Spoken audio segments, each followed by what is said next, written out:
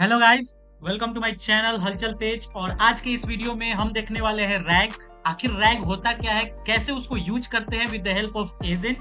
जो ये आपको एजेंट दिख रहा है, बाकी मैं आपको कोड में भी दिखाऊंगा कि कैसे हम लोग उसका कोडिंग कर सकते हैं, कैसे हम अपने सॉफ्टवेयर में इंप्लीमेंट कर सकते हैं, अपने किसी थर्ड पार्टी में इंटीग्रेट कर सकते हैं। और रैग होता क्या है, क्यों ये ट्रेंडिंग टॉपिक है और कैसे हम लोग इसका इस्तेमाल करते हैं, वो बाकी सब देखने वाले हैं। बाकी मैं ये इमेज के थ्रू आपको दिखाने वाला हूं कि कैसे ये वर्क करता है और कैसे आप इसको बिल्ड कर पाएंगे, वो मैं आज इस वीडियो में आपको पूरा क्लियर करूंगा कोड के हेल्प से भी। और आपको एनएटन के अंदर कैसे बिल्ड कर पाएंगे वो भी मैं बताऊंगा। और रैग जनरली होता है रिट्रीवल ऑगमेंटेड जनरेशन, ये आपको फिगर दिख रहा होगा। तो इसी पे आज हम डिस्कशन करेंगे, पूरा छोटा सा वीडियो रखेंगे लेकिन पूरा कॉन्सेप्ट आपका इस वीडियो में क्लियर होगा और कहीं भी आप इंटरव्यू में ये कॉन्सेप्ट के बारे में कोई क्वेश्चन आपसे नहीं छूटेगा। तो आज के इस वीडियो को इसी प्रकार से हम रखेंगे, पूरा स्टेप वाइज रखेंगे एग्जीक्यूशन को। बाकी अगर आप मेरे चैनल पे नए हैं तो आपको हलचल तेज यूट्यूब पे चैनल मिलेगा जिसपे मैं कंटेंट डालता हूं और बहुत अच्छे अच्छे कंटेंट मैं अपने तरफ से प्रयास करता हूं लाने का। और बाकी यहाँ पे मैं काफी एआई एजेंट से रिलेटेड और अदर अदर कंसेप्ट, आपको टेक्निकल कंसेप्ट मैं देता रहता हूं। तो अगर आप ये चैनल पे नए हैं तो प्लीज आप लोग एक बार जाके व्यू करिए, वीडियो को शो करिए, सी करिए वीडियो को। बाकी जो आपको वीडियो अच्छा लगेगा प्लीज आप लोग कमेंट करिएगा, वीडियो को लाइक करिएगा, ज्यादा से ज्यादा शेयर करिए ताकि मुझे मोटिवेशन मिले। और आप अगर इस वीडियो को देख रहे हैं तो प्लीज एक बार छोटा सा कमेंट करके ही जाइएगा ताकि मुझे मोटिवेशन मिले और अच्छे अच्छे कंटेंट मैं और आपके लिए लाता रहूं। बाकी चलते हैं, वीडियो को छोटा रखेंगे और पूरा आपके लिए हेल्पफुल ये वीडियो होने वाला है। पूरा कंसेप्ट आपका रैग के बारे में क्लियर होगा। और रैग जो है वो आज के मार्केट का बहुत ट्रेंडिंग टॉपिक है। तो सबसे पहले हम इस फिगर के जरिए समझते हैं कि आखिर रैग होता क्या है। उसके बाद हम चलेंगे अपने एनएटन पे और उसके बाद हम देखेंगे कैसे इसको कोड के मदद से इंप्लीमेंट कर सकते हैं और क्या क्या इसमें फंक्शनैलिटी हम डालते हैं ताकि हम अपने रैग को इंप्लीमेंट कर पाए। तो सबसे पहले रैग का फुल फॉर्म होता है रिट्रीवल ऑगमेंटेड जनरेशन। ये जो तीन शब्द आपको दिख रहे हैं, रिट्रीवल ऑगमेंटेड जनरेशन, इन तीनों शब्द का मतलब है, इसीलिए इसको रैग बोला जाता है। और तीनों का अलग अलग फंक्शनैलिटी है हमारे रैग के अंदर। तो जनरली होता क्या है, क्यों इसको हम यूज करते हैं, पहले ये देखेंगे और कैसे ये वर्क कर रहा है उसके बाद देखेंगे, उसके बाद हम लोग आगे बिल्ड करेंगे। तो सबसे पहले देखते हैं कि आखिर ये कैसे आज के सिस्टम में आया और क्यों इसको लाते हैं हम लोग, क्यों इसका यूज करते हैं। तो सबसे पहले जैसे अगर आप चैट जीपीटी पे जाएंगे, वहां पे अगर आप किसी सॉफ्टवेयर कंपनी में, आप लोग बात को बस सुनते रहिएगा, बाकी हम आगे इसमें फिगर में बताएंगे कैसे इंप्लीमेंट करते हैं। बाकी आप फिगर को देखिए कैसे। जैसे अगर आप चैट जीपीटी पे जाते हैं और चैट जीपीटी पे जाने के बाद मैं आपको ले जाता हूं एक बार चैट जीपीटी पे।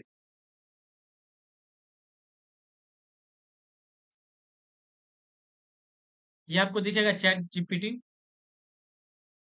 यहां पे जाने के बाद सपोज कि मैं किसी सॉफ्टवेयर कंपनी में काम करता हूं, like what is the leave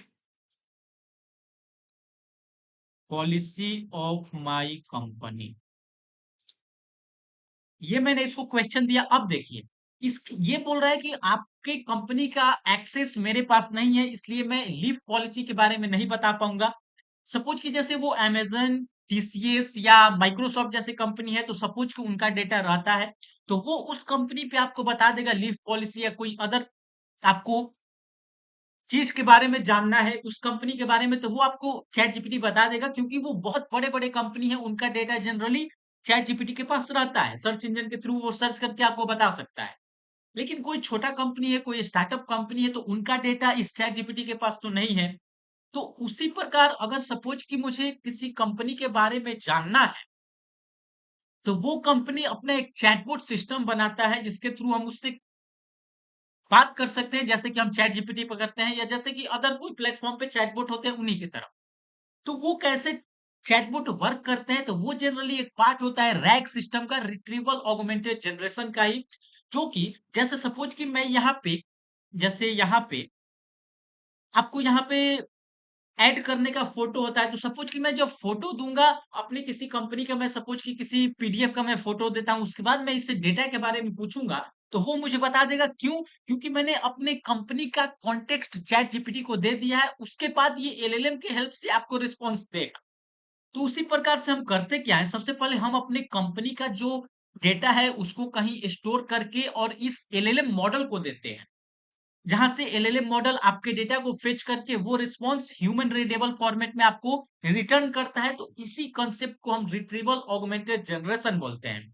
जहाँ पे सबसे पहले जिस प्लेस पे जिस सिस्टम पे आपका डेटा स्टोर है वहां से वो डेटा को रिट्रीव करेगा, ऑगमेंट करेगा, पहले सर्च करेगा वो डेटा को कि किस कॉन्टेक्स्ट में हमारा क्वेरी के अनुसार डेटा मिल रहा है, उस डेटा को लेके आएगा। उसके बाद एलएलएम के पास जाने के बाद वो आपको जनरेट करेगा डेटा को।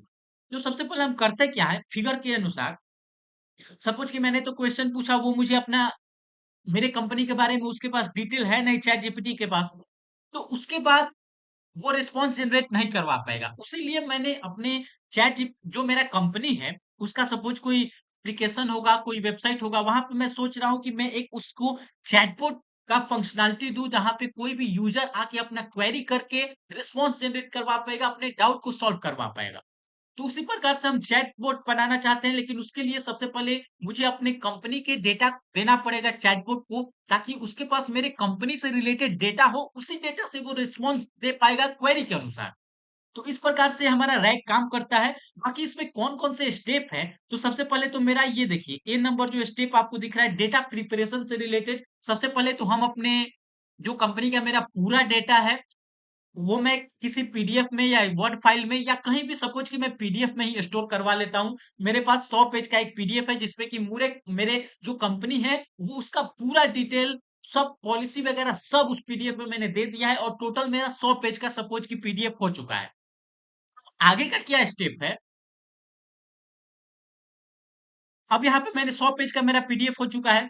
अब आगे हम चलेंगे बी स्टेप में। तो पहला जो मेरा ए स्टेप था वो जनरली वही था कि जो रॉ डेटा है उसका सोर्स लाना या फिर रॉ डेटा खुद से तैयार कर लेना, ताकि हम उसको रॉ डेटा अपने कंपनी का रॉ डेटा दे पाए मॉडल को, ताकि वो रिस्पॉन्स दे पाए। ए स्टेप मेरा हो चुका है।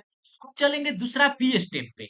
यहाँ पे इंफॉर्मेशन एक्सट्रैक्शन होता है। कहने का मतलब है कि मेरा जो पीडीएफ है उसमें टेक्स्ट लिखा हुआ है या फिर सपोज की इमेज है, तो वो मेरा डेटा एक्सट्रैक्ट होना चाहिए। मतलब जो पीडीएफ है उससे मुझे डेटा को लेना है ताकि मैं अपने मॉडल को दे पाऊं, उसको कहीं पे स्टोर करवा पाऊं। तो पहला तो मैं पीडीएफ तैयार किया, पीडीएफ से कंटेंट को उठाऊंगा, वो मेरा दूसरा स्टेप होगा इंफॉर्मेशन एक्सट्रैक्शन। मतलब कि पीडीएफ में जो कंटेंट मेरा है उसको मैं उठा के अब कहीं उसको स्टोर करूंगा, ताकि क्वेरी जब दे तो वो सर्च करके मैं एलएलएम के पास कॉन्टेक्स्ट दे पाऊं।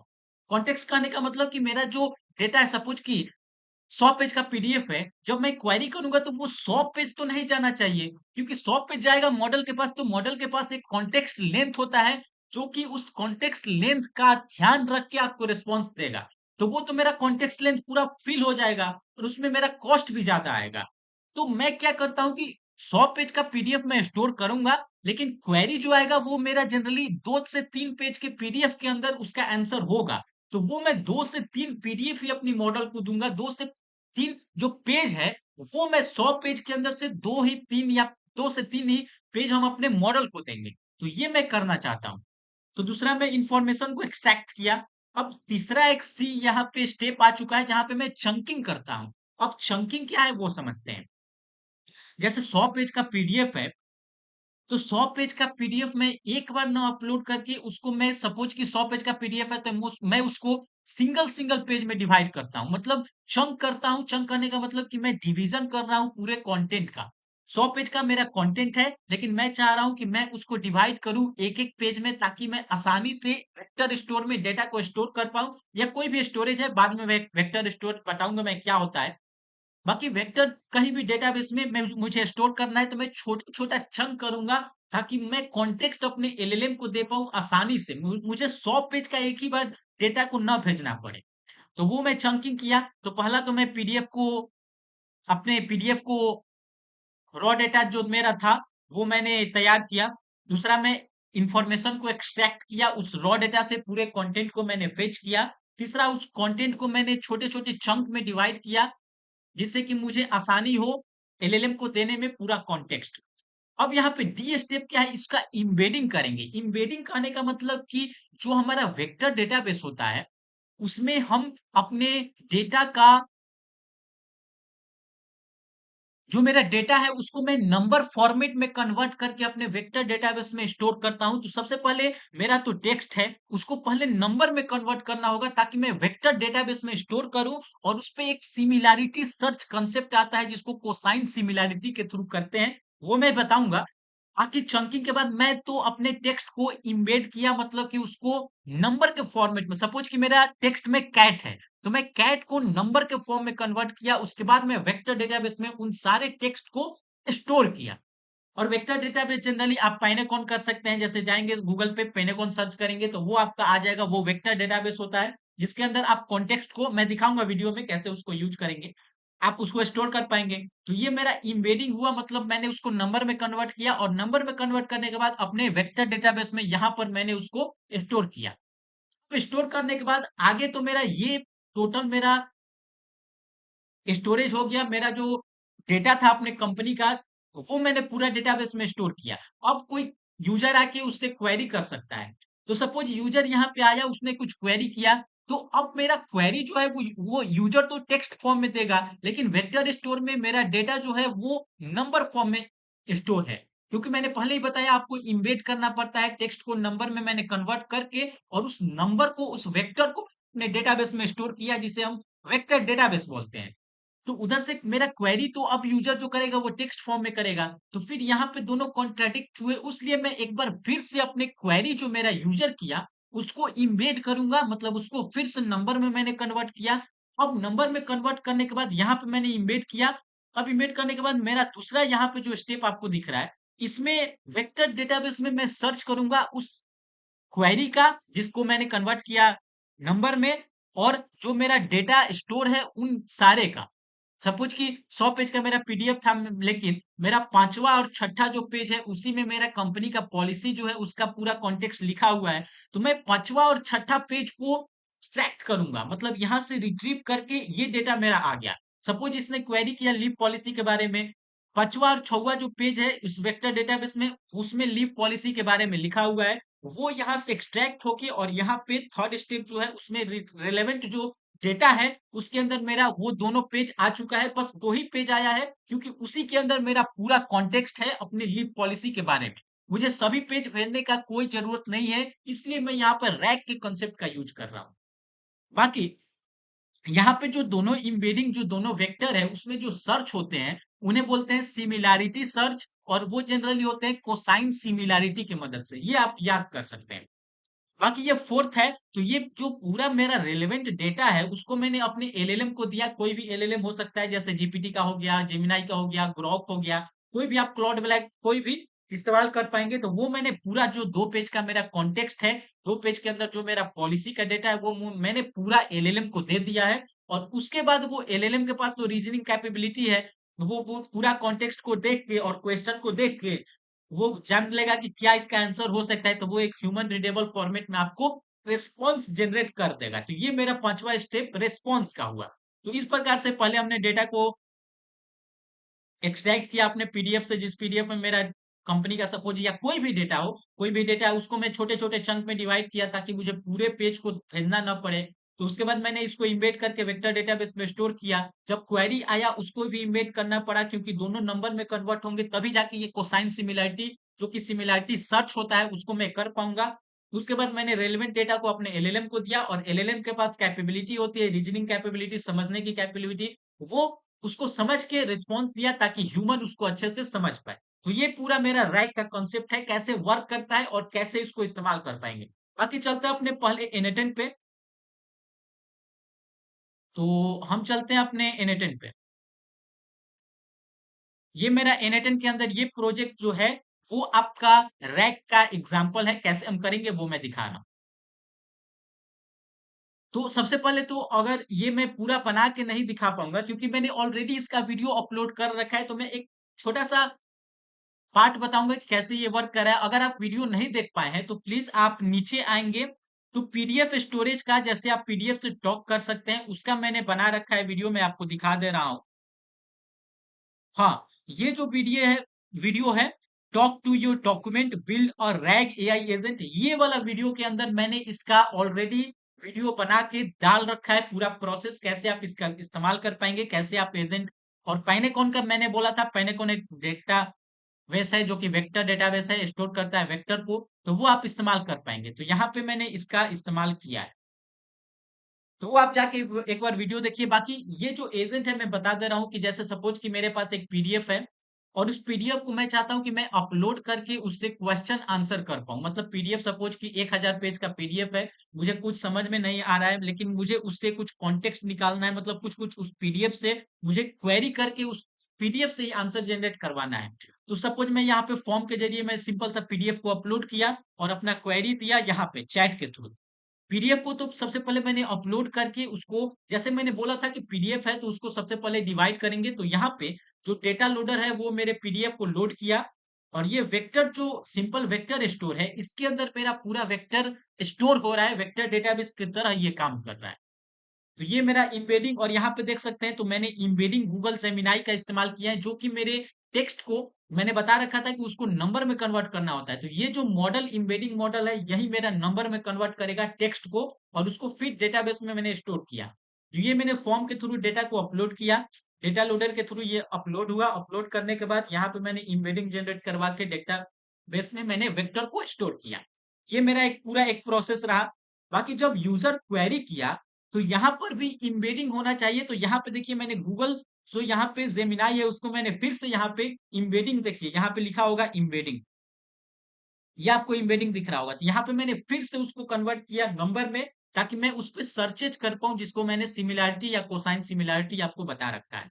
तो ये मैंने क्वेरी किया। अब क्वेरी करने के बाद यहाँ पे सर्च इम्बेड होने के बाद इस वेक्टर स्टोर में सर्च हुआ और यहाँ से जो कॉन्टेक्स्ट आया वो मैंने अपने यहाँ एआई एजेंट को दे रखा है, जिसके पास कैपेबिलिटी है मॉडल का, जो कि मैंने गूगल जेमिनाई का इस्तेमाल किया है और यहाँ से रिस्पॉन्स जनरेट करवा पाएंगे। तो इस प्रकार से पूरा मेरा एन वर्क कर रहा है। बाकी अगर मैं कोड पे जाऊं तो मैं कोड को भी आपको बता दे रहा हूँ, यहाँ पे मैंने ऑलरेडी यहाँ पे क्वेश्चन आंसर कर रखा है और ये जनरली मैंने इस पीडीएफ में, ये जो मेरा पीडीएफ है ये जनरली एक फंडामेंटल जो कंप्यूटर का क्वेश्चन आंसर का पीडीएफ है, जहां पे मैंने यहाँ पे क्वेश्चन आंसर से रिलेटेड पीडीएफ को डाउनलोड किया है गूगल से और इसको जाके मैंने इसी डेटा पे मैंने इम्बेड करवा के ट्रेन किया है मॉडल को, ताकि मुझे इससे रिलेटेड रिस्पॉन्स लेना है। तो इस पीडीएफ मैंने किया है, मैं बता रहा हूँ कोड की हेल्प से कैसे आप कर सकते हैं। तो हम चलते हैं अपने कोड पे।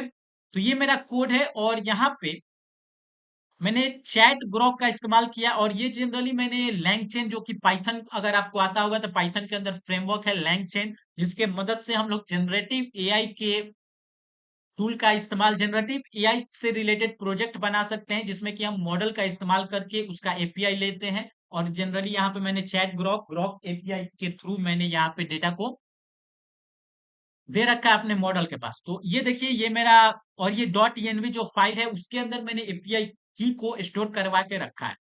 तो सबसे पहले ये मेरा डॉक्यूमेंट लोडर है, जहां पे मैंने डॉक्यूमेंट और जो मेरा पीडीएफ था उसको मैंने लोड किया।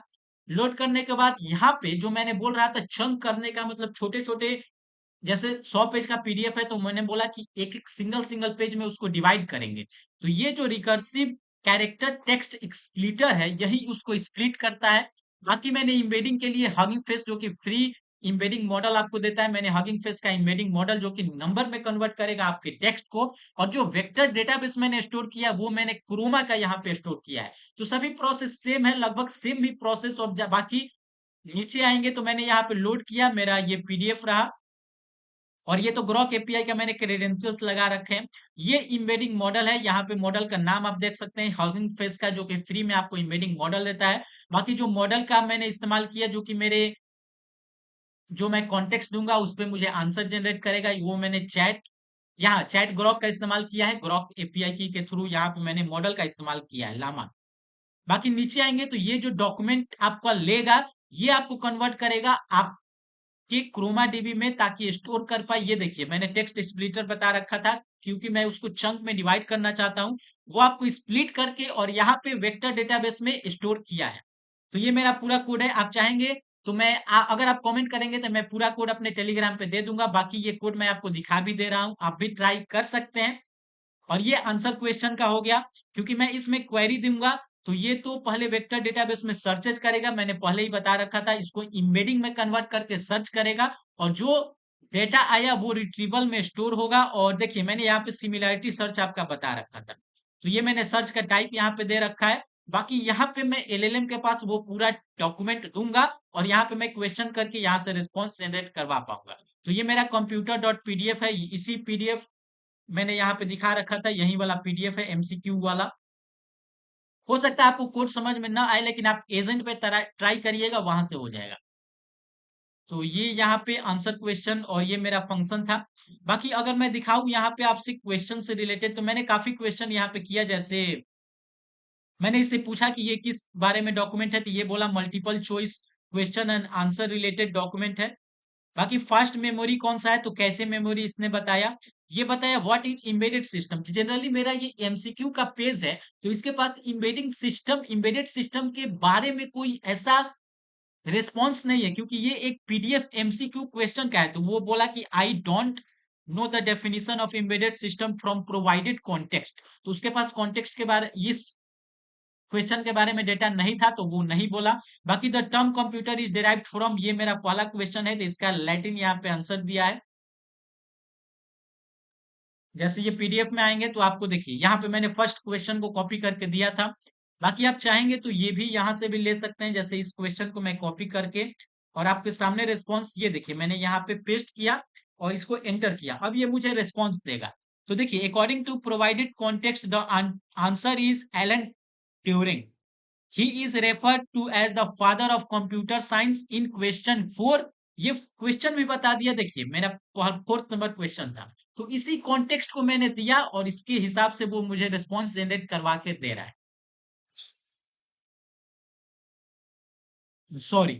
तो इस प्रकार से मैंने आपको दिखाया कि कैसे आप रैग का इस्तेमाल कर पाएंगे, रैग होता क्या है। तो इससे रिलेटेड अगर आप इंटरव्यू में बैठेंगे, रैग से रिलेटेड आपसे क्वेश्चन पूछा जाता है, तो यही सब क्वेश्चन होंगे कि कैसे यूज कर पाएंगे, कैसे हम वेक्टर डेटाबेस में स्टोर करेंगे, उससे पहले का क्या क्या स्टेप है, तो वो मैंने सभी यहाँ पे बता दिया। बाकी जब क्वेरी करेगा उसके बाद क्या होगा, वो सब भी मैंने आपको यहाँ पे डिस्कशन कर दिया। और साथ ही साथ मैंने यहाँ पे आपको ये भी बताया कि आप एजेंट से कैसे इसको डिलीवर कर सकते हैं किसी भी कंपनी को, तो वो भी मैंने आपको बताया। साथ ही साथ मैंने यहाँ पे कोड भी आपको दिखा दिया। तो इस प्रकार से आज के इस वीडियो में मैंने आपको बताया कि आप रैग का कैसे इस्तेमाल कर पाएंगे। बाकी इस चैनल पे आप आएंगे तो यहाँ पे मैंने ऑलरेडी वीडियो डाल रखा है, तो प्लीज आप लोग इस चैनल पे जाएं, एक बार विजिट करें, कंटेंट को देखें। बाकी कंटेंट अच्छा लगा तो प्लीज आप लोग वीडियो को ज्यादा से ज्यादा शेयर करिए, लाइक करिए, चैनल को सब्सक्राइब करिए। बाकी अगर आप इस वीडियो को यहाँ तक देखें तो प्लीज आप लोग एक कमेंट करके ही जाइएगा, ताकि मुझे मोटिवेशन मिले। बाकी मिलते हैं आपसे नेक्स्ट वीडियो में और अच्छे अच्छे कंटेंट हम लाते रहेंगे।